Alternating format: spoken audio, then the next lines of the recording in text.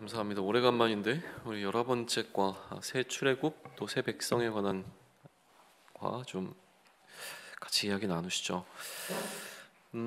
제 11과 새 출애굽 새 백성, 이 내용은 우리가 이제 10과에서부터 또 다시 거슬러 올라가야 하는데, 이스라엘 백성이 포로가 되었던 그 사건부터 좀 기억을 하실 필요가 있어요. 그러니까 포로로 끌려가게 되죠. 바벨론에 이제 포로로 끌려가게 되는데,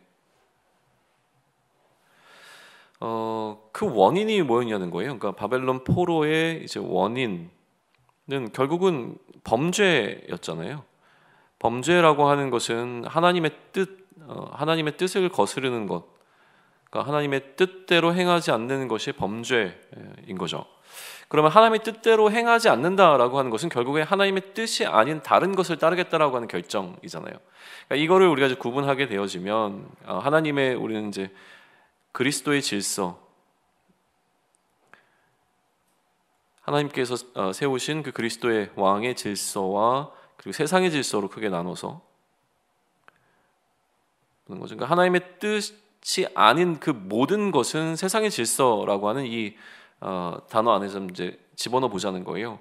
그럼 두 질서가 존재하는 거죠. 그리스도의 질서, 결국 하나님의 뜻에 순종하는 그 방식으로 살아가는 삶, 그리고 세상의 질서라고 하는 그 하나님의 질서를 따르지 않고 내가 원하는 혹은 세상이 원하는 방식의 삶을 살아내는 것, 이 두 가지가 있는 거예요. 그럼 범죄했다고 하는 건 결국은 하나님의 뜻을 따르지 않고 세상의 질서를 따라가겠다라고 하는 선택이었다는 거죠.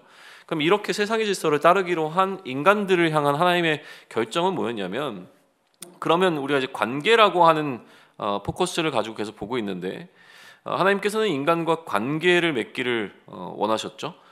그런데 이러한 하나님의 뜻을 거역하는 인간과 관계를 계속 유지할 이유가 없기 때문에 범죄하는 경우에 하나님께서는 관계를 완전히 끊어내시겠다, 영원토록 이 관계를 단절하시겠다라고 말씀하셨는데, 그게 바로 죽음이죠. 죽음이란 우리 육체의 죽음을 이야기하는 것이 아니라, 물론 그것도 포함되어 있지만 그거는 굉장히 소극적 의미이고, 이 죽음이라고 하는 것은 결국 하나님과 관계가 완전히 단절되어 있는 상태, 이게 바로 죽음이란 말이에요. 그러니까 영원한 죽음이라고 하는 건 다시 하나님과의 관계가 회복될 수 없는 그 상태에 놓이게 되는 겁니다. 그러니까 이게 참 두려운 거죠. 근데 현재 우리의 육체적 죽음이 두려운 이유는 뭐냐면, 우리가 육체적 죽음을 맞이하게 되면 그 이후에는 하나님과의 관계를 회복할 수 있는 기회 자체가 없기 때문에 우리가 여기 살아있는 동안 하나님과의 관계를 어떻게든지 회복해야 된다라고 하는 그 조급함이 사실은 좀 있습니다. 하나님께서는 그런 의미에서 자신의 뜻을 따르지 않기로 결정한 이스라엘과의 관계를 끊어버리기로 결정하셨죠. 그리고 나서 이스라엘을 어떻게 다루시냐면, 그들이 선택한 세상의 질서, 이게 중요해요. 그들이 선택한 세상의 질서대로 이스라엘을 다스린 거예요. 그들이 생각하는 세상의 질서는 어떤 질서입니까? 힘이 좌지우지하는 질서죠. 그러다 보니까 이 힘의 질서 속으로 그들을 완전히 집어넣어서 이스라엘을 어떻게 다루시냐면 폭력적인 방식이죠. 이 바벨론이라고 하는 강대국의 포로로 끌려가게 하신 거예요. 이게 이제 하나님이 그들과의 관계를 끊으면서 그들이 정말로 옳다고 생각하는 세상의 질서의 끝에 무엇이 놓여 있는가를 그들로 하여금 알게 하신 방법이었죠. 가장 세상적인 방법으로 이스라엘을 다루시기로 결정하신 하나님께서 이스라엘로 하여금 바벨론 포로 시기를 거치도록 하셨다라고 하는 게 이제 제가 이야기하는 이 포로기에 대한 해석입니다. 우리의 인생도 마찬가지인 것 같아요. 그런 의미에서 그리스도의 질서를 따를 것이냐, 세상의 질서를 따를 것이냐인데, 우리가 그리스도의 질서를 따르겠다고 그리스도인이 되었지만 어느 순간 우리의 삶 가운데 세상의 질서가 스며들어와 있죠. 혹은 우리가 이미 따르고 있었던 세상의 질서를 아직 버리지 못하고 있는 옛옷을 입고 있는 경우가 있잖아요. 그리고 내가 그것을 여전히 옳다고 생각한다면, 하나님, 나는 세상의 질서를 따라 살아가겠습니다. 그러나 나에게 남아있는 이 그리스도의 질서를 따라 살아가겠습니다. 그러나 나에게 남아있는 이 조금의 세상의 질서를 조금 좀 이해해 주시면 안 될까요? 라고 얘기하면서, 그래도 내가 따르고 있는 세상의 질서, 생각해보면 있단 말이에요. 그러니까 세상이 추구하는 방식으로 살아가고자 하는 나의 욕구, 욕망, 내 안에 들어있는 나의 내적인 욕망들, 이런 것들이 존재한다는 거죠. 이거를 하나님께 간구를 하기 시작해요. 그러면 내가 결국은 세상의 질서가 옳다라고 이야기하면 하나님께서 나를 어떻게 다루시겠냐는 거예요. 세상의 질서를 따르기로 한 이스라엘을 하나님께서는 어떻게 다루셨죠? 가장 세상적인 방법으로 바벨론의 포로로 보내셨습니다. 그러면 우리가 여전히 세상의 질서를 고집한다면 하나님께서는 우리를 어떻게 다루시겠어요? 우리가 원하는 세상의 질서대로 우리를 다루시게 된다라고 한다면 결국 우리는 포로라고 하는 이 매임 가운데 들어갑니다. 포로의 뜻은 뭐냐면 매임이죠. 자유함을 잃어버린 상태가 되는 거예요. 그럼 매여 있다라고 하는 것을 우리는 다른 표현으로 어떻게 이야기할 수 있냐면 저는 이렇게 표현하고 싶은데 중독이라고 이야기하고 싶어요. 중독은 헤어나지 못하는 겁니다. 어딘가에 우리가 빠져 있는 거예요. 그거는 돈에 관한 욕심일 수도 있고요. 사람에 대한 것일 수도 있고 명예에 관한 것일 수도 있고 또 내가 추구하고 있는 행복이라고 하는 주제일 수도 있습니다. 내가 추구하고자 하는 어떤 것에 우리는 중독되어 버리게 돼요. 그래서 여기서 빠져나올 수 없어요. 얼마든지 내가 컨트롤할 수 있다. 뭐 중독에 빠져보신 적 있습니까? 뭐 흔히 얘기하면 술이라든가 흡연이라든가 아니면 또 어떤 것들이 우리 주변에 있을 텐데 아무튼 이 중독이라고 하는 문제는 우리로 하여금 언제든지 내가 끊어낼 수 있다고 생각하지만 실제로는 못 끊어내고 있는 것들이죠. 그러니까 스스로의 힘으로는 끊어낼 수 없는 상태에 놓이게 되어지는 것, 이게 바로 포로기란 말이에요. 우리 인생에 포로기가 존재할 수 있다라고 하는 것에 대한 경계가 좀 필요한 거예요. 그러면 이처럼 포로로 끌려가게 되면 관계가 완전히 끊어져 버렸기 때문에 소망이 없죠. 하나님과의 관계가 끊어져서 아무 소망이 없는 상태를 절망이라고 부르게 됩니다. 그럼 절망 중에 다시 이스라엘이 어떻게 소망을 갖게 되었는가라고 하는 부분에 대한 이야기가 이제 계속 진행이 될 거예요. 자, 어떻게 포로가 되었는가에 관한 이야기 조금 더 추가하고 오늘 내용들을 보죠. 어떻게 포로가 되었습니까? 아까 얘기한 것처럼 바벨론이 침공해 들어왔어요. 원래 이게 지도를 좀 제가 지도를 그릴 수 있을까요? 여기가 이제 예루살렘인 이스라엘이라고 한다면 이 밑에 쪽으로 해서 여기가 이집트죠. 성경으로 따지면 애굽이 있었고요. 이 위에 이쪽이 이제 아수르. 그 이쪽 부분이 이제 바벨론이라고 한다면 이 강대국들 사이에 둘러싸여 있던 게 이 유다라고 하는 이스라엘이었단 말이에요. 그러다 보니까 실제로 아수르가 제일 강성했는데 나중에 바벨론이 점점 확장을 하면서 아수르가 애굽과 동맹을 맺게 되어지죠. 이 과정 속에서 바벨론이 아수르를 완전히 먹어버리게 됩니다. 그러니까 결국 이제 남은 것은 이 애굽과 바벨론의 어떤 경쟁이었는데 이때 유다가 어떤 입장을 취할 거냐가 이제 중요했어요. 처음에 누구였죠? 종교개혁을 일으켰던 그 요시야 왕 이후에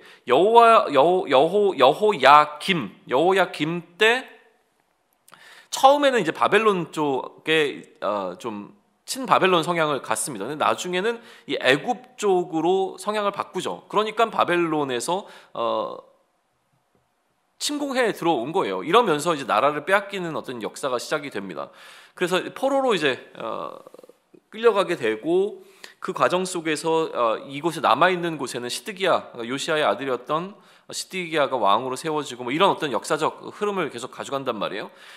중요한 건 이렇게 유다가 나라를 잃어버린 시점, 뭐 500 몇 년이다, 뭐 그 날짜가 연도가 정확하게 중요하지 않다고 저는 생각을 합니다. 물론 우리가 뭐 성경 퀴즈 같은 데는 중요하지만 대략적으로 어떻게 기억하셔야 되냐면 BC 한 600년 정도에 이 일들이 지금 일어났다. 이때부터 시작이 되었다라고 보시면 될 것 같아요. 그리고 포로기가 몇 년이었습니까? 어떻게 넘어가지? 네, 포로기가 한 70년 정도 됐었잖아요. 그럼 70년 포로를 하고 다시 돌아오게 되어지면 한 530년 정도 되는 거죠. 그죠? 이렇게 기억하시면 좀 좋을 것 같아요. 한 600년 정도의 이런 어떤 흐름이 있었고 결국 나라가 망하고 70년 포로기를 거쳐서 다시 회복돼서 돌아오는 게 이제 530년 정도란 말이에요. 그래서 530년 귀환 공동체가 있고 난 이후에 그리고 나서 이 귀환 공동체가 다시 나라를 회복하는데 한 80년에서 90년 정도의 시간이 이제 걸립니다. 그렇게 빼면 한 450년 이렇게 될까요? 그리고 난 다음에 말라기가 기록된 게 한 430년.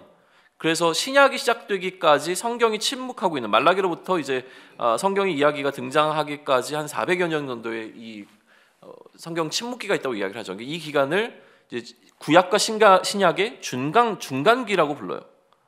중간기. 그래서 이것도 나중에 우리가 좀 중요하게 보게 될 겁니다. 일단 연도는 한 대략적으로 이렇게 정도만 좀 알고 계시면 될 것 같아요. 중요한 거 원하시는 분들은 찾아서 정확한 날짜를 좀 하시는 건 필요하겠지만 저는 한 이 정도면 저희가 성경을 이해하는데 충분하다고 생각을 합니다. 여기까지 배경이었고요. 이제 한번 생각해 보시죠. 이렇게 나라를 잃고 나니까 이제 이 나라 이름에 대해서 어떻게 보면 반응들이 좀 있을 거잖아요. 반응. 왜 우리가 이런 상황에 처하게 됐는가라고 했을 때 이거를 처음에 직업 선지자라고 불리는 사람들이 있어요. 직업 선지자.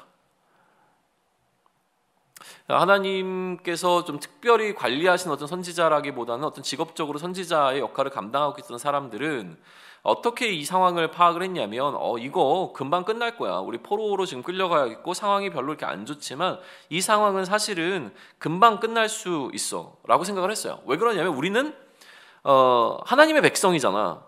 그죠? 하나님의 백성이라고 하는 것은 우리의 신은 하나님이라고 하는 거예요. 그러니까 하나님의 백성들에게 이러한 일이 일어나는 건 있을 수 없어 라는 거죠. 포로가 되었다는 것은 전쟁에 패배했다는 것인데 당시 전쟁의 패배는 누구의 패배입니까? 그들이 섬기는 신들의 전쟁 가운데서 하나님이 패배했다는 거예요. 그러니까 이 선지자의 입장에서 보게 되면 하나님이 패배하실 수가 없잖아요. 이게 신학적으로 하나님은 패배하실 수 있는 분이 아니다 보니까 지금 현재 상황은 일시적인 상황이고 결국 이들은 금방 회복될 거라고 보았어요. 그래서 2년 이내에 이 상황은 다 마무리가 될 것이고 포로로 끌려갔던 왕과 빼앗겼던 모든 물품들을 가지고 다시 돌아오게 될 것이다 라고 바라본 거예요. 그러나 이처럼 이런 선지자들이 근데 이게 선지자들을 좀 안 좋게 볼 수는 없을 것 같아요. 그러니까 그들의 입장에서 보게 되면 이런 해석이 나름대로 의미가 좀 있었죠. 그리고 하나님에 대한 절대적인 신뢰 가운데 사실은 이러한 메시지를 선포했잖아요. 이것까지 우리가 뭐 안 좋게 이해할 건 아니고요. 그들이 이렇게 생각하는 게 어떻게 보면 일반적인 생각이었다고 저는 보는 게 더 좀 뭐라 그러죠? 적절하다고 봅니다. 그러니까 일반적으로는 다 이렇게 생각할 수 있었어요. 그런데 이런 일반을 뛰어넘는 방식으로 하나님께서 선지자들을 보내서 이들에게 메시지를 전하시는데요. 이때 활동했던 선지자가 대표적인 선지자가 예레미야 그리고 에스겔 이런 선지자들이죠. 예레미야는 뭐라고 얘기를 했냐면 더 오랫동안 포로 생활을 할 게 너무나 분명해 라고 하는 메시지를 전했어요. 에스겔도 마찬가지로 에스겔은 아예 포로로 같이 끌려갔죠. 끌려가서 이 포로의 상황에 놓여있었던 사람, 그러니까 남아있었던 자들과 끌려간 자들의 두 공동체가 존재하게 되었는데 남아있던 공동체에서는 이제 예레미야가, 끌려간 공동체에서는 에스겔이 이들을 향해서 우리는 이제 빨리 돌아가야 되지 않겠습니까? 돌아가게 될 것입니다라는 이야기를 할 때 그렇지 않다라고 하는 메시지를 전하는 것을 하나님으로부터 받습니다. 그래서 에스겔의 환상, 에스겔에서 전반부에 등장하는 이 환상의 이야기는 전부 다 뭘 이야기합니까? 유다가 완전히 멸망할 거야. 예루살렘은 완전히 파괴될 거야. 그리고 포로는 더 늘어날 수밖에 없어. 이제 포로로 좀 끌려가 있잖아요. 포로로 끌려가 있는 상황 가운데서 이 포로들은 조금씩 더 늘어날 거다라고 하는 이야기를 좀 하게 되어집니다. 그러니까 상황을 어떻게 끌고 가냐면 점점 더 절망적인 상황으로 지금 끌고 가고 있는 거예요. 절망적인 상황, 소망이 완전히 끊어진 상태죠. 이 절망에 임했을 때 보통 우리 인간들은 뭘 하기 시작하냐면 그때서야 자기 자신을 좀 돌아보게 됩니다. 그러니까 조금이라도 내가 무언가를 할 수 있을 것 같다라고 하는 소망이 있을 땐 사실은 그거를 의지해요. 그러나 이 소망이 완전히 끊어져 버린 절망, 소망이 끊어져 버린 상태에서는 그제서야 무엇이 문제일지를 돌아보고 또 다른 어떤 것들에 대한 어떤 기대를 하게 되어지죠. 완전한 파괴가 이루어집니다. 예루살렘이 완전히 파괴되고 난 이후에 그 다음에 이 소망의 메시지가 이 이스라엘 가운데 선포되죠. 동일한 선지자들을 통해 선포가 됩니다. 아까 패망을 이야기했던 에스겔은 어떤 이야기를 하죠? 이번에는 또 다른 환상을 보게 되어지는데 어떤 환상을 봅니까? 마른 뼈에서부터 생명이 소생되어지게 되어진 환상을 보게 되어집니다. 또 예레미야로부터 이 회복에 관한 메시지가 이스라엘 가운데 선포가 되기 시작을 합니다. 대표적으로 이 선지자 외에 이제 이사야서가 굉장히 중요하게 이제 사용되게 되는데요. 웬트 목사님 같은 경우에는 이 교재를 쓰면서 이사야서를 중심적으로 해서 이제 이야기를 좀 풀어 나가기 시작을 합니다. 다음 장 먼저 보고 그 다음에 앞장으로 다시 넘어올게요. 이 그림을 좀 보시면 좋겠는데. 우선 이제 밑에 거를 보시면 좋을 것 같아요. 위에 거는 그 출애굽이라고 하는 출애굽 사건을 관한 것이고요. 이거는 이후에 이제 바벨론 포로 바벨론으로부터 어떻게 보면 출바벨론하게 되어지는 과정에 대한 그림인데, 여기 바벨론이라고 적혀 있잖아요. 그죠? 여기서부터 한번 바벨론 이제 포로부터 한번 생각을 해보시죠. 이 포로에서 지금 어떻게 된다? 회복된다라고 하는 메시지를 전했는데, 아까 얘기했잖아요. 이 회복 전에 뭐가 있었습니까? 완전히 절망적인 상황이 있다고 말씀드렸잖아요. 절망적인 상황에 가게 되면 사람이 어떻게 되냐면 의심스러워집니다. 이제 믿을 수 있는 것들이 상당히 많이 없어져요. 그러니까 많은 이제 자존감도 떨어지게 되고 자신감도 떨어지고 믿음도 많이 바닥을 치게 되는 상황이 이제 절망이죠. 그러다 보니까 여러 가지 질문들이 나올 수밖에 없는 상황이었고, 그 질문에 대한 답변을 이사야서로부터 찾아서 이 교재를 좀 기록해 내고 있는 거예요. 순서를 제가 좀 바꿔서 제가 좀 이야기하기 편한 방식으로 좀 이 질문들을 좀 다뤄볼게요. 처음 질문은 뭐냐면, 하나님이 우리를 그러니까 회복시키신다고 하는데 과연 하나님께 첫 번째 질문, 능력이 있으시냐? 이런 질문이 나올 수밖에 없잖아요. 왜냐하면 신들의 전쟁에서 바벨론의 신으로부터 하나님은 졌잖아요. 그 진 하나님께서 어떤 능력이 있어서 우리를 다시 이끌어갈 수 있겠느냐라고 했을 때 이사야가 무슨 이야기를 하냐면, 이사야 40장 12절에 누가 손바닥으로 바닷물을 헤아렸으며 뺨으로 하늘을 쟀으며 뺨으로 하늘을 쟀으며 땅의 티끌을 되에 담아 보았으며 접시 저울로 산들을 막대 저울로 언덕들을 달아 보았어요. 그러니까 하나님의 손의 크심을 이야기하는 거죠. 그러니까 하나님이 이 모든 것, 여기 지금 하나님의 손을 좀 그려놓긴 했는데, 이 하나님의 손의 크심을 이야기하면서 하나님이 어마어마한 분이시기 때문에 하나님이 능력이 없으신 분이 아니다. 하나님의 전능함에 관한 이야기를 이렇게 합니다. 두 번째는 이거예요. 그럼 하나님의 능력이 있으시다면 그러면 하나님이 소위 얘기하면 업그레이드 된 거 아닌가? 아니면 뭐 요즘 게임 하시는 분들을 용어로 하면 강화된 거 아니냐? 이런 표현을 사용할 수 있어요. 왜 그러냐면, 예전에 바벨론에 우리가 포로로 끌려갔을 때는 좀 약한 신이었다가 갑자기 이 신이 능력이 생기기 시작해서 뒤늦게 업그레이드 된 거 아니냐, 강해진 거 아니냐, 그러니까 포로전 전쟁에서는 도대체 왜 지신 건데, 이런 이야기를 하는 거죠. 그러니까 여기에 대한 답변을 이사야는 뭐라고 이야기하냐면, 우리가 포로에 들어가게 된 것은 그 하나님의 연약하심 때문이 아니라 하나님의 그 언약의 신실성 때문에, 이 언약을 하나님은 신실하게 지키셨지만 이스라엘이 이 언약을 경홀히 여겼기 때문에 이러한 일들이 생긴 것이지, 하나님의 연약함 때문에, 하나님의 약함 때문에 이런 일이 생긴 것은 아니다라는 이야기를 해요. 세 번째 질문은 뭐냐면,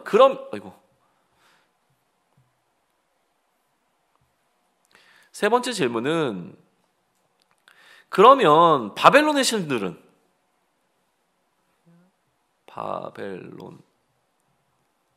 바벨론의 신들은 뭐 우리가 만약에 돌아가게 되면 가만히 있겠어? 이 질문인 거죠. 우리가 돌아갈 때 그 애굽의 신들이 괴롭혔던 것처럼 바벨론 신들도 우리를 괴롭히는 거 아니야? 바벨론의 신들이 우리가 돌아가는 것을 그냥 뭐 손 놓고 지켜보겠어? 라고 이야기를 하죠. 그랬더니 이제 얘기를 하는 거예요. 바벨론의 신들은 아무것도 아니다. 그냥 뭐 어떻게 보면 뭐라 그러죠? 그냥 돌멩이, 나무토마 뭐 이런 거에 불과하다. 심지어 걸어 다니지 못해서 수레에 끌고 다녀야 되는 거 아니냐, 이런 이야기를 이제 하게 되는 거예요. 그래서 이 우상들의 무기력함, 무능함, 또 의미 없음에 대한 이야기를 하게 되어지죠. 그러니까 그럼 신은 아니더라도 뭐가 걱정돼요? 인간 통치자는 어떻게 할 건데? 걱정되는 게 다 의미가 있죠. 그죠? 인간 통치자들은 이제 어떻게 할 건데? 라고 하는 거예요. 바벨론의 멍에서 벗어날 수가 있을까? 라고 얘기하니까 여기에서 이사야가 뭐라고 답변하냐면, 하나님은 이스라엘만의 하나님이 아니라 사실은 온 이 땅에 있는 열방의 왕들까지도 다스리는 분이 바로 하나님이시다. 이 이야기를 해주죠. 그리고 실질적인 질문을 또 던집니다. 뭘 하냐면, 이제 여행을 가게 되는데, 여행을 하다 보게 되면 이제 찾아오게 되는 어떤 이슈들, 뭐 이런 거잖아요. 물 어떻게 마실 건데, 음식은 어떻게 우리가 먹을 건데, 그리고 잠은 어떻게 자고, 또 뭐가 있을까요? 날씨에 우리는 어떻게 대응할 거고, 그러니까 현실적인 어떤 질문들이 당연히 일어날 수밖에 없잖아요. 이 많은 사람들이 들어갈 때 어떻게 할 건데, 이런 얘기들을 해요. 그랬더니 하나님께서는 답변은 뭐냐면, 하나님이 다 준비해 주셔서, 이미 다 모든 것을 준비해 주셔서 우리의 여행은 힘들지 않을 것이다 라고 하는 것을 이사야가 답변을 하죠. 또 이제 여섯 번째 문제는 안전의 문제예요. 그죠? 이런 것들이 해결된다고 하더라도 여전히 우리의 여행은 안전할 것이냐, 그죠? 누군가가 우리를 해하려고 하거나 아니면 우리가 어떤 위험으로부터 위험에 처하게 되면 어떻게 할 거냐라는 질문을 던져요. 지금이 이제 조금 더 안전하다고 느껴지게 되는 거죠. 거기에 대한 답변은 뭐냐면 하나님께서 우리의 힘이 세신 왕, 또 온유한 목자가 되셔서 우리를 인도하시고 이끌어 가실 것이다. 마치 애굽에서 인도하셨던 것 같이 우리를 인도해 내실 것이다. 우리 앞과 뒤에서 우리를 이끌어 가실 것이다 라고 하는 답변을 주게 되어지죠.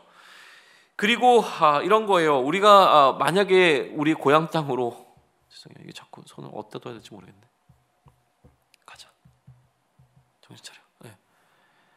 아이고, 왜 이러지? 손을 대면 안 되나? 네. 일곱 번째는 뭐냐면, 이제 우리가 돌아간다고 하더라도 그러면 폐허가 되어 있는 우리의 고향을 복구해야 되잖아요. 복구하고 복원시켜야 되는데 과연 우리가 이전과 같은 우리가 영화를 누렸던 그 시기로 이 모든 것을 복구해낼 수 있겠느냐라고 하죠. 그랬더니 그때 얘기하는 게 뭐냐면 하나님께서 그곳을 새로운 낙원으로 만드실 것이다. 새로운 에덴 동산으로 만드실 것이다 라고 하는 이야기를 이사야가 해줍니다. 그리고 이제 여덟 번째는 뭐냐면 우리가 지금 인구수가 너무 많이 줄었다. 그러니까 우리가 숫자적으로 인구수가 너무 작은데 다시 우리가 번성할 수 있겠느냐라고 하는 문제, 이슈를 이야기를 해요. 우리의 민족이 다시 흥왕할 수 있겠느냐라고 하니까 어떤 답변을 내립니까? 이 백성의 시작은 처음부터 아브라함과 사라라고 하는 개인으로부터 출발했다라고 하는 이야기를 하죠. 그러니까 우리를 통해서 반드시 큰 민족을 이루게 하실 것이라고 하는 그 약속을 하나님께서는 다시 회복시키실 것이다 라고 하는 답변을 주게 되어집니다. 그럼 이제 아홉 번째 질문은 뭐냐면 그러면 도대체 하나님께서는 왜 우리로 하여금 다시 이 모든 것들을 회복시키시는 과정을 겪게 하시는가, 회복시키시는가 라고 하는 거죠. 이유가 뭐냐는 거예요. 이렇게 하시는 하나님의 이유가 뭐냐라는 거죠.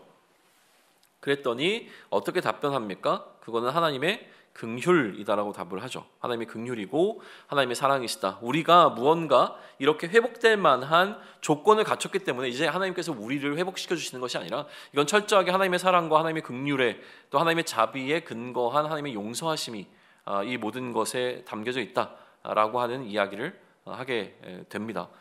그리고 열 번째는 이렇게 하시는 것에 하나님의 어떤 의도하심이 담겨 있는가? 이처럼 우리를 하나님께서 구원하시는 일이 그냥 보통 일이 아니잖아요. 보통 일이 아니라 한 민족이 다시 돌아가 회복시키는 이 모든 것은 한번 생각해 보세요. 우리가 한 도시를 옮긴다고 했을 때 그게 얼마나 큰 일이겠어요. 그러니까 이러한 어마어마한 일을 하시는 하나님의 의도가 무엇인가라고 하는 거죠. 이유는 알겠는데 그 의도가 무엇인가라고 했을 때 의도가 있느냐라고 했을 때 의도가 있다라고 답합니다. 그것이 이제 앞에 나와 있는 부분이에요. 앞장으로 다시 넘어가시죠. 앞장에 나와 있는 이 그림인데요. 하나님이 이스라엘 백성을 향한 그 분명한 의도하심이 있었거든요.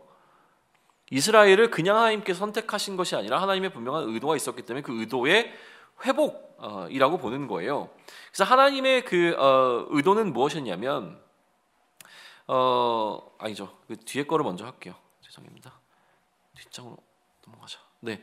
하나님의 이 일하심이라고 하는 것은 결국은 이 이스라엘 백성들을 회복시키시는 어떤 이 구원의 사역이라고 하는 것인데 하나님은 이 출애굽 시키셨을 때 이스라엘 백성이 갖고 있었던 그 관심보다도 훨씬 더 큰 관심으로 지금 우리를 바라보고 계신다 이 얘기를 해주는 거예요. 이 당시에 이스라엘 백성을 바라보셨던 것보다 하나님께서 훨씬 더 큰 관심으로 지금 우리를 바라보고 계시기 때문에 이것이 어떻게 보면 제2의 출애굽이 되어지는 거죠. 그래서 이런 그림으로 다시 한번 요약을 시켜본 거예요. 윈트 목사님이 창조와 구속의 어떤 신학의 중요한 성서적 개념들을 이런 식으로 그림한 건데요. 이 창조 1이라고 하는 것은 하나님께서 처음 창조하셨던 이 창세기에 나와 있는 그 창조의 세계를 의미하고요. 그리고 난 이후에 하나님께서는 출애굽시키시는 사건이 이제 출애굽기와 또 모세 오경에 담겨 있는 내용이죠. 바벨론으로부터 이제 출애굽 제2의 출애굽이 일어납니다. 제2의 출애굽이 일어나서 예루살렘으로 돌아오게 되는 것이 이것을 재창조, 다시 얘기하면 두 번째 창조, 제2의 창조라고 이렇게 표현을 한 거예요. 그래서 이 제2의 창조에 관한 이야기가 이사야의 후반부에 관한 어떤 이야기로 이제 설명이 되는 거죠. 이사야 44장부터 60장까지의 그 이야기를 여기에서 우리가 해석을 해낼 수 있는 부분이에요. 그래서 이것을 통해서 하나님께서 무엇을 의도하셨는가라고 하는 것이 이제 앞으로 넘어가면 나오게 되는 것인데, 하나님께서는 기본적으로 우리가 증인이 되기를 원하셨다라는 거예요. 증인. 잠시만요. 여기 지금 있죠? 여기서 증인이 되기를 원하셨고, 또 하나님의 종이 되기를 원하셨고, 그 다음에 요거는 등잔인데요. 이방의 빛이 되기를 원하셨다. 그리고 요거는 성전이죠. 성전. 그래서 이것으로부터 그 하나님께서 어떤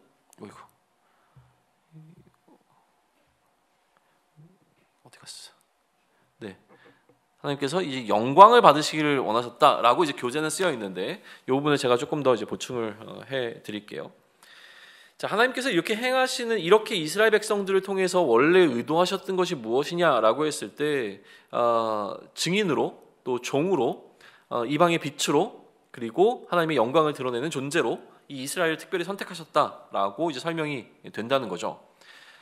영광에 대해서 먼저 좀 이야기를 나누면 좋을 것 같아요. 영광이 뭡니까? 여러분, 영광을 어떻게 정의 내리세요? 영광이라는 게 뭐예요? 하나님께 영광, 우리가 흔히 쓰는 단어거든요. 이 영광을 어떻게 해석하면 좋을까요? 영광스럽다. 뭐가 영광스러워요?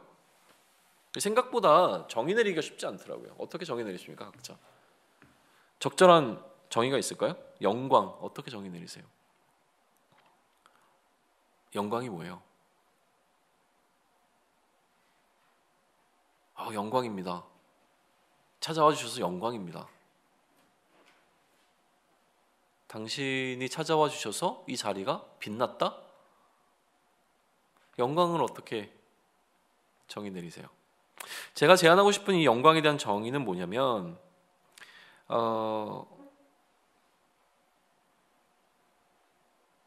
원래 마이크가 있잖아요, 여기 앞에. 이 마이크의 용도로 사용될 때 가장 영광스럽다라고 정의를 내립니다. 마이크를 만든 사람은요, 이 마이크가 마이크로 사용되는 걸 가장 기쁘게 여기죠. 근데 이 마이크가 마치 뭐랄까 막대기처럼 생겼다고 해가지고 여기다가 뭘 이렇게 꽂아가지고 손이 안 닿는 데 있는 물건을 끄집어내는데 사용하거나 그러면 마이크를 만든 사람은 굉장히 속상하겠죠. 그 영광이라고 하는 것을 어떻게 정의내리면 좋냐면, 하나님께 영광이라고 하는 것은 결국은 하나님께서 우리를 만드신 그 목적대로 살아내는 것, 그게 이제 하나님께 영광이 되는 일이죠. 그렇게 정의를 한번 내려보자고요. 영광이란 뭐냐면, 하나님께서 우리를 만드신 그 목적대로 살아가는 것이 하나님께 영광을 올려드리는 일이라는 거예요. 그렇죠? 만약에 그렇게 정의를 내릴 수 있다면 그러면 그런 의미에서 우리는 종입니다. 우리가 종이라고 하는 것은 굉장히 영광스러운 일이 되는 거죠. 우리가 기본적으로 종이라고 하는 단어는 굉장히 부정적 의미로 사용되거든요. 내가 네 종이냐? 뭐 이런 얘기를 하잖아요.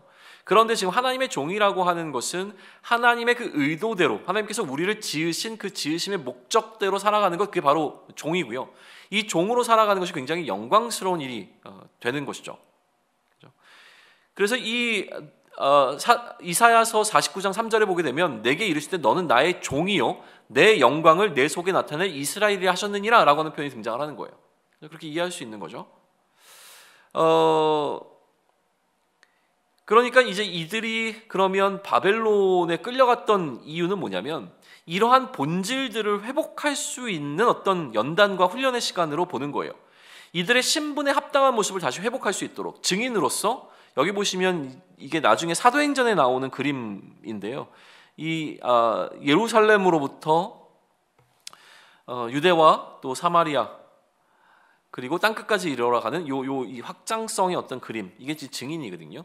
그리고 종, 또 빛이라고 하는 어떤 이런 신분적, 그리고 하나님의 영광을 나타내는 어떤 존재로서의 이스라엘의 본래의 모습을 회복하기 위한 훈련과 연단의 시간이 언제였냐면 바로 바벨론 포로의 시간이었다라고 하는 거예요.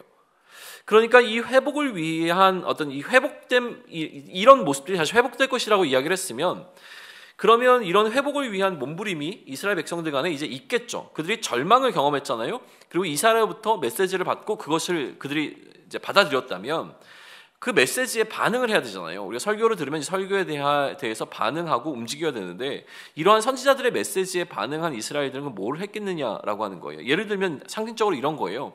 예레미야가 밭을 사거든요. 포로의 상황인데 예루살렘 땅에 밭을 사요. 우리로 따지게 되면 만약에 어떤 개발 계획이 어디 나왔다, 어느 도시에 어느 지역에 개발 계획이 났다, 그러면 이게 뭐랄까 투자 개념으로 그곳에 땅을 사게 되는 거잖아요.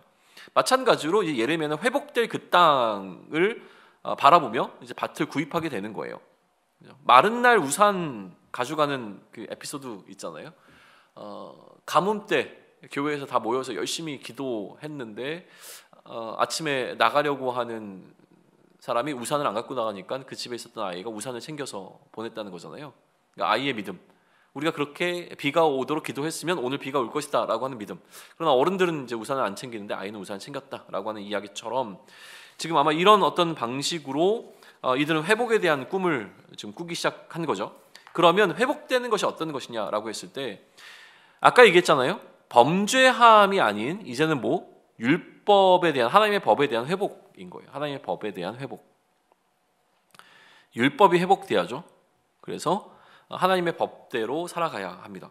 또 뭐가 회복됩니까? 아까 얘기했던 이 사명들, 증인으로, 종으로, 빛으로의 어떤 이 사명들이 회복되어야죠. 또 뭐가 회복되어야 됩니까? 그들의 무너졌던 성전이 회복되어야 됩니다. 성전은 아까 얘기했던 영광의 상징성을 갖고 있죠. 그래서 성전은 가장 거룩한 곳입니다. 그래서 이곳이 이제 회복되어야 되는 이 회복들에 관한 이야기가 등장을 해요. 그런데 이렇게 회복되어지는 과정 가운데서 너무 지나치게 이 회복의 강조점을 두다 보니까 우리가 회복된 공동체가 되기 위해서는 율법을 잘 지켜야 해, 사명을 잘 감당해야 돼, 성전에서 드려지는 이 모든 예전과 예식을 철저하게 잘 지켜야 하고 거룩하게 이 우리의 구별됨을 유지해 나가야 돼, 이런 것들이 계속 강조되는 사회가 될 수밖에 없잖아요. 왜냐하면 얼마나 어려운 시기를 겪었어요. 우리도 그럴 거 아니에요. 우리가 만약에 코로나 시기를 이렇게 거쳐서 가면 그 다음부터는 뭘 하겠어요? 손 잘 씻어야 돼, 이제 건강관리 잘 해야 돼, 이런 것들을 생각을 하잖아요. 그러니까 지나치게 이제는 좀 뭐랄까요, 위생적이 되어지는 부분들이 생기게 되는 거죠. 그 지나침이라고 하는 건 항상 문제를 발생하게 됩니다. 그래서 이 율법의 강조가 처음에는 좋았죠. 근데 나중에는 어떻게 됩니까? 지나치게 율법의 규정이, 세 번째가 이제 규정들인데, 이 율법의 규정들만 강조하다 보니까 뭐가 사라지냐면 원래의 은혜라고 하는 부분들이 놓쳐버리게 된 겁니다. 하나님께서 이스라엘 백성들을 선택하신 것은 은혜의 출발점이었습니다. 그들이 선택받을 만했기 때문이 아니라 하나님께서 은혜로 그들을 선택하셨는데 이들에게는 뭐만 남은 거예요? 율법만 남게 된 거예요. 율법만 너무 지나치게 강조하다 보니 원래 하나님께서 그들을 왜 선택하시는가라는 이 율법 이전에 그들의 관계를 이끌어가는 하나님의 은혜, 관계를 회복시키시기 원하셨던 하나님의 은혜를 놓쳐버리게 되는 거죠. 그리고 또 지나친 성전 중심의 삶을 살다 보니까 이제 뭘 하게 되냐면 종교적인 삶을 살기 시작합니다. 종교적. 은혜를 놓쳐버린 이 민족은요, 종교적 행위만 남게 되는 거죠. 의식만 남게 되는 거예요. 그러니까 행위로만 하게 되어지는 지나친 성전 중심의 삶이 되어지고요. 종교적 행위를 통해서 하나님께서 이 국가에 안정과 번영을 주실 것이다 라는 거죠. 그러니까 제사를 잘 드리고 뭔가 음식법이라든가 이런 것들 잘 지키고 이러다 보면 하나님께서 우리를 반드시 지키실 것이다 라고 하는 어떤 본질이 왜곡되어 있는 지나친 열심이 만연화된 시대로 간다는 거예요. 은혜를 놓쳐버린 이스라엘은 그러한 상태를 보인 거죠. 자, 그러면 우리도 마찬가지의 개념 속에서 한번 우리의 삶을 되돌아보는 것이 오늘 이 과가 우리에게 주는 메시지라고 생각을 합니다. 우리 역시 다시 뒤로 가볼까요? 이 출애굽했잖아요. 그러니까 이 바벨론, 이 그림의 출애굽이 사실은 우리의 삶에 일어나는 일이잖아요. 우리가 죄로부터 이렇게 출죄하게 되어서 새 하늘과 새 땅 가운데로 들어가는 백성이 되었다라고 하는 거죠. 제일 중요한 건 뭡니까? 하나님과의 관계가 회복이 되었어요. 하나님께서 우리의 관계를 왜 회복시키셨다고요? 하나님의 의도하심이 있기 때문에 본질적인 의도하심이 뭡니까? 우리를 회복시키는 이유가 뭐예요? 우리로 하여금 그리스도의 증인으로 또 하나님의 종으로 이 땅을 향하여 빛의 역할을 감당하도록 또 이 땅을 살아가면서 하나님의 영광을 드러내도록 우리를 회복시켰다라고 하는 이 본래의 목적과 의도라고 하는 것이 여전히 우리에게도 동일하게 남아있죠. 그러면 우리가 이러한 본래의 의도, 본래의 하나님의 목적에 따라서 살아가고 있는가라고 하는 질문이 우리 앞에 주어져야 된다는 거예요. 내가 살아가는 삶의 목적이 예수가 그리스도이심을 증거하는 증인으로서의 삶으로 살아가고 있습니까? 하나님의 뜻에 순종하며 그것이 옳은 것이라고 하는 걸 나타내고 그렇게 종으로 살아가는 것이 이 땅 가운데 하나님의 종으로 사는 것이 보이는 그 영광을 드러내므로, 그래서 아직도 빛 가운데로 나오지 못한 자들에게 빛이 무엇인지를 알려줘 이 빛으로 들어오도록 그들을 초청하는 방식의 삶을 우리가 살아가고 있냐는 거예요. 그럼에도 불구하고 우리는 이렇게 삶을 살지 못할 때 우리에게 남아있는 가장 위험한 것은 무엇이냐면 종교적으로 신앙생활을 하게 되는 거예요. 이스라엘 백성들 했던 것처럼 그냥 주일날 예배 드리고 말씀 어느 정도 읽고 찬양하고 또 가난한 사람들 돕고 하게 되어지는 모든 이 행위들이 정말로 내 안에서 나에게 주어져 있는 구원의 은혜에 대한 감격으로 마땅히 이 은혜를 입은 자에게 기대하시는 하나님의 그 의도대로 살아가는 영광스러움을 나타내는 삶이 아니라 그냥 이제 다시는 이전에 내가 죄로 인해서 받았던 그 불편함과 고통스러움을 경험하지 않기 위하여서 그냥 나를 어느 정도 보호해주는 보호막으로서의 종교적 행위, 주일날 예배 드리면 주일 성수했으면 그래도 좀 괜찮을 것 같은 정도의 신앙생활을 하고 있는 우리의 모습은 아닌가라고 하는 것을 봐야죠. 혹은 지나치게 율법만이 강조되어지고 있는 어떤 신앙생활을 하고 있는 것은 아닌가라고 하는 이 경계를 우리가 좀 가져올 필요가 있다는 거예요. 그러니까 중요한 건 뭐냐면 왜라고 하는 질문을 우리도 반드시 던져볼 필요가 있다는 생각이 좀 듭니다. 왜 하나님께서 우리를 구원하셨는가? 왜 우리에게 이러한 은혜를 베푸셨는가라고 하는 거죠. 단순히 우리가 율법을 잘 지키고 또한 이 종교적 행위를 해가는 것을 원하시기 때문에 우리로 하여금 그리스도인으로 부르신 것은 분명히 아닐 거란 말이에요. 그러니까 우리는 다시 한번 고민해 봐야 합니다. 우리의 구원이라고 하는 것은요, 이스라엘 백성들이 경험했던 출애굽, 그리고 또 이스라엘 백성들이 경험했던 바벨론 포로로부터의 귀환과 같이 굉장히 어마어마한 사건이었다라고 하는 사실을 기억할 필요가 있습니다. 단순히 아주 쉽고 간단하게 일어난 사건이 아니라는 거예요. 그러니까 굉장히 심각한 많은 질문 속에서 그러면 하나님은 도대체 왜 나를 이처럼 구원하셨는가를 돌아보고 그 은혜의 출발점으로부터 내가 본질적으로 무엇을 해야 하는가라고 하는 나의 신분의 변화와 그 신분의 변화에 맞는 삶을 살기 위해서 오늘도 몸부림칠 수 있는 또 우리 공동체가 또 저와 여러분이 되면 좋겠습니다. 여기까지 할까요?